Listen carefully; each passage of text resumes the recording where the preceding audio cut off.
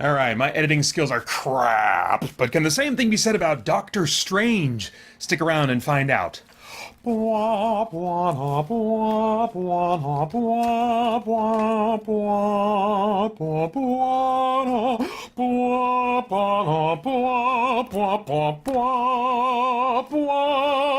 for like super hardcore Doctor Strange fans. If you know what that's from, put that in the comments and you'll get a little no prize from me. All right, so I'm Peter Franson from christiangeekcentral.com and Spirit Blade Productions. This is my uncut review of Doctor Strange. Not the IMDb synopsis this time, but just something I cooked up really quick. A brilliant yet selfish, that's a little typo I left in there, yet selfish and egotistical surgeon is crippled and seeks treatment that will restore his hands and his career. What he discovers is an unseen war between sorcerers and mystical forces that he must now play a decisive role in. So this is not it's not a really complex story, but it's still interesting enough. The Rachel McAdams pseudo-love interest's kind of ex-girlfriend character felt vital at the beginning, but I wanted more closure or culmination to that relationship than I got. So there was a few little things like that, and there's also a turn that one character takes near the end of the movie that like, wow, there was no setup for that. And yet, there they go in that direction. And I felt like the opposite with the love interest character. There was like some setup and then kind of nothing happened there. The tone, though, is more serious than other Marvel movies, which I really appreciate. I laughed at the first, at the Iron Man movies. I found those funny. I've not really laughed very often at all at any of the other jokes in the Marvel movies that are constantly being thrown out there as witty banter and stuff. It just doesn't do anything for me, and so I've been kind of wanting Marvel to feel free to explore other tones in their movies, because that happens in comics so much more often. You have a variety of different tones from book to book, even though they share the same universe. I want to see Marvel doing that more, and this may be a step in that direction, in addition, of course, to the Captain America, at least the Winter Soldier Captain America movie. But anyway, this one, it wasn't quite as emotionally like grounded and serious as, say, the X-Men movies. Certainly not as heavy as like the first two DC movies that have come out.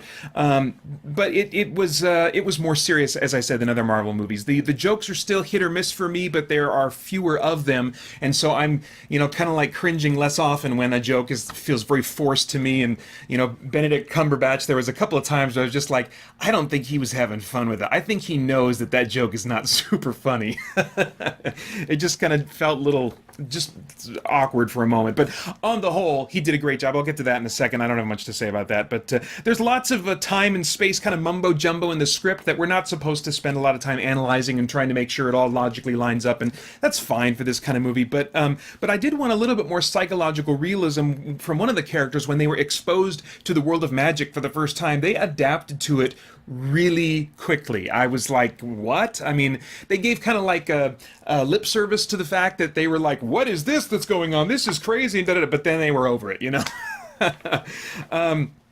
The cast. I thought that the cast was solid. They did a fine job. Nothing spectacular going on here, in my opinion. Benedict Cumberbatch is great in the lead, which was no surprise to me. And when the script doesn't force it, his punchline delivery is understated, and I think it serves the jokes better for being that way. And he also brings weight to the more dramatic scenes as well, which is nice. Rachel McAdams is almost wasted in her supporting role as Doctor Strange's ex-girlfriend, and she plays off Cumberbatch so well. I wanted to see more of her, but it would probably just lead to more, kind of boring damsel in distress type stuff. I'm glad they didn't take her character in that direction. I'm trying to think of what would have kept her in the story more beyond where she's kind of left behind, and there's not a lot. She was, in fact, she was treated as a very capable character and was very important to the plot later on in the movie. But in terms of like her relationship with Doctor Strange, I wanted to see that either have some closure or culmination or something I don't know. I don't know. It's uncut reviews, folks. Let's see here. Everyone else, I felt like in the cast, punched their cards and delivered, a fine performance. And, there's no awards, but also I have no complaints to give out. So, as far as the stunts and the visuals go, there were some cool stunts, and I think the computer visuals are the bigger thing in this movie. And I actually, normally I really dislike CG, but that's really when CG is trying to convince me that something is real that is not real, like an elephant coming on the screen. It's a CG elephant. Usually things that are living, that have the ability to walk or crawl or something like that. There's something about the motion capture that doesn't work for me, and I'm just cursed with an eye that picks it out. But when it's stuff like this, where it's stuff that is purely fantastical, mystical energies flying around, or that kind of stuff, I love to see lots of, especially if it has weight and consequence to the action in the scene. And so I really enjoyed seeing like all the fireworks flying around. I did become numb to some of the reality bending effects that were in that one. Inception. This movie's been getting compared visually to Inception quite a bit, and so that whole Inception building morphing effect, it actually kind of wore out its welcome for me pretty quickly. It just didn't have a lot of like dramatic weight to the scenes that it brought in. People would be like dancing around pretty ably from one weird shifting building to another. It didn't seem to have like the kind of dramatic. It didn't present as big an obstacle as I think it might have in a movie that was more emotionally and psychologically grounded. I think people would have been, like, especially Doctor Strange, as he's learning and absorbing this world for the first time, would be like freaking out and struggling more in that kind of like reality warping world that they go into now and then. So that's why it kind of became numb to me, but it still looks really cool. Let's see here. And yeah, even though it became numb to me, and even though, I might have a few things that I could pick at here and there about the visual effects, I would much prefer this kind of wizard dueling than what Peter Jackson gave us largely in The Lord of the Rings, which was just, old men grunting at each other. So, definitely a thumbs up on the visuals for my tastes in sorcery spell blobbing. Okay, so is there anything of worthwhile spiritual or moral or philosophical significance in this movie that might lead to worthwhile thought or conversation as a result of seeing it?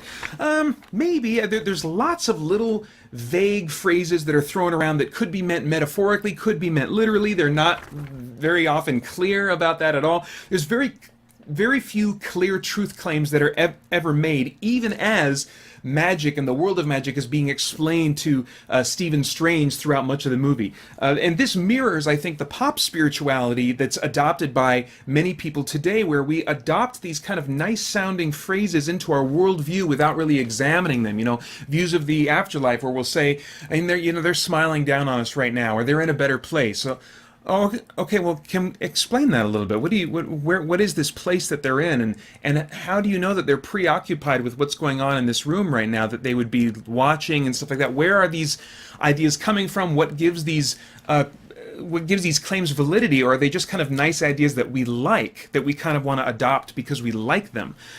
So anyway, I felt like it mirrored pop spirituality in that way. And there's also a self-empowerment vibe in the nature of how magic works in Doctor Strange. If you believe it, then you can achieve it, and that's also, I think, a popular idea today. It works well in fiction, but unfortunately it really falls flat in the real world, in everyday life. But the movie also had a central theme of selflessness that I thought was really cool. It also suggested that the supernatural world can be approached logically. So often, the world of sci-fi and technology is all about logic, and then when you go into the realm of fantasy, it's all about going with your feelings and stuff like that. And magic is all about feelings and throwing logic out the window. And they didn't do that in this movie. They suggested that magic was energy drawn from these other dimensional realms, other dimensional places.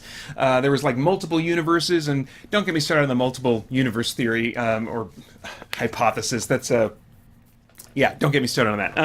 Another time. But anyway, even though magic and the rules and the nature of how it works can't always be understood, it's implied that it is logical, that it has rules, that there's a sense to it.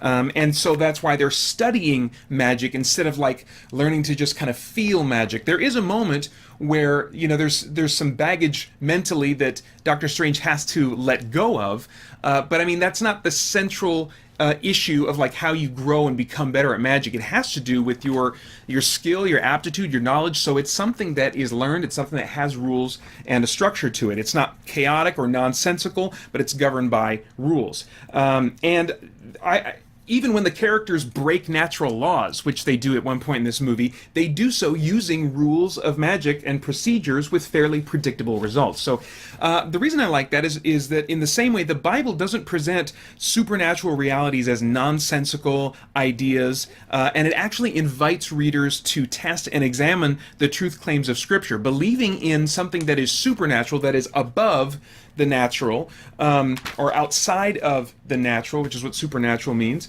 doesn't mean that we throw logic out the window, that like outside of what we can perceive in the natural world is just nonsensicalness. Why we jump to that, I think, in our thinking, I have no idea. That doesn't make any sense to me. Everything else we know of is based on, you know, some kind of rational structure, rational order. I don't know why in the world we would throw that away when we examine the nature of the spiritual world, unless we would just like to do that in order to adopt a philosophy that we like, as opposed to something that can be examined and determined to be likely to be true or not likely to be true. So anyway, that was, just some interesting stuff there. I don't think that a lot of people are going to be thinking that deeply about this kind of movie. That's just kind of a thing I enjoy doing when I watch movies. So I think most people, the themes that will jump out to them will be the main one of selflessness and just learning to not be so obsessed with success and being successful all the time and, you know, building up our reputation, but letting that go and serving and helping other people.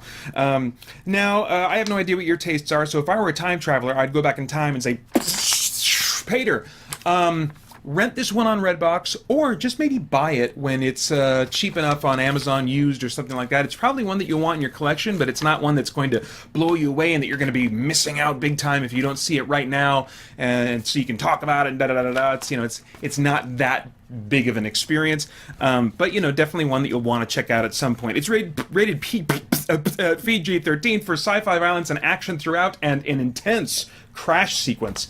All right, those are my thoughts. I'd love to get yours in the comments below. You might have noticed I'm recording this from a different angle. It's because I'm getting ready for my 24-hour Extra Life Marathon, which starts tomorrow morning, Saturday, November 5th at 7 a.m. Pacific, or maybe earlier if I can't sleep in late enough. If my body wakes me up, I'm going to just get going at it because I don't want to stay up any longer than I have to do this marathon. It's going to be exhausting and crazy, especially in the last 4 or 5 hours if the last 2 years have been any indicator. So anyway, right here on this channel is where you can watch my marathon tomorrow. I also hope you visit spiritblade.com and check out the stuff that we have for you there. And where's my sign? I have no sign. Oh yeah, here it is. Boom! Then at some point I hope you'll come and visit us at christiangeekcentral.com and join us there as we continue to geek out and seek the truth. Oh crap, now my button's way the crap back here. Hold on, I'll get to it. Here we go.